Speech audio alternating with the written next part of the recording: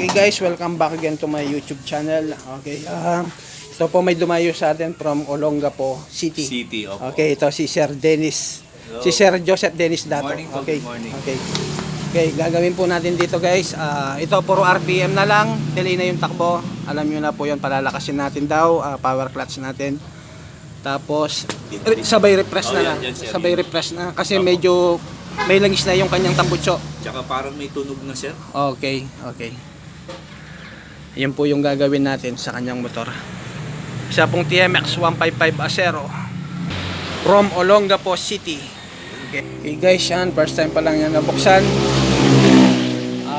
Yan. Pa-power clutch tayo dito guys. Tapos sabay repress. Okay guys. Ayan. Napakaluwalas na po nung kanyang gap sa kanyang piston ring guys. Yan, papalitan na po natin yan. Pati yung kanyang piston. Set na po guys. Yan guys, pati na rin po yung kanyang clutch assembly. Dadalhin ko rin po sa machine shop yan. Okay guys, yan. Nag-valve lapping na tayo. Yung asinta. Okay, intake at exhaust. Okay guys, yan po yung valve seal. Original yung lalagay. Guys, ayan po yung bago nating piston ring, yung nasa unahan, ayun po yung dati, yung nasa yung nasa unahan, yun po yung dati, yung bago yung nasa uli, ito. Okay, yung maliit na gap, yan po yung bago. Guys. Yan guys, 0-0 lahat yan, walang bahid na pandikit yan. Puro original. Okay guys, tapos na tayo dito, doon na tayo sa clutch side. Ayan guys, gamit natin original na clutch lining. Naglima tayo ng clutch steel plate, tapos repacing ng clutch hub at clutch wheel. Tapos nagpalit na rin tayo ng clutch damper.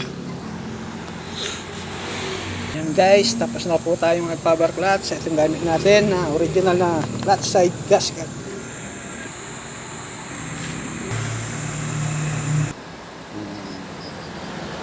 Okay guys, ayos na, naka-close na po yung clutch side natin. Panda rin po natin siya. Okay guys, yan po, pinanda na namin, umakyat na yung langis niya. Ayos naman, kanina medyo hindi solid yung pag-akyat na langis kasi may nakabara dito sa kanyang kung saan pumapasok yung langis pakyat guys. Okay, ngayon okay na. Okay guys, isa po. Okay. Sir, okay. Sir Brian, thank Okay. you very much po. Thank you po.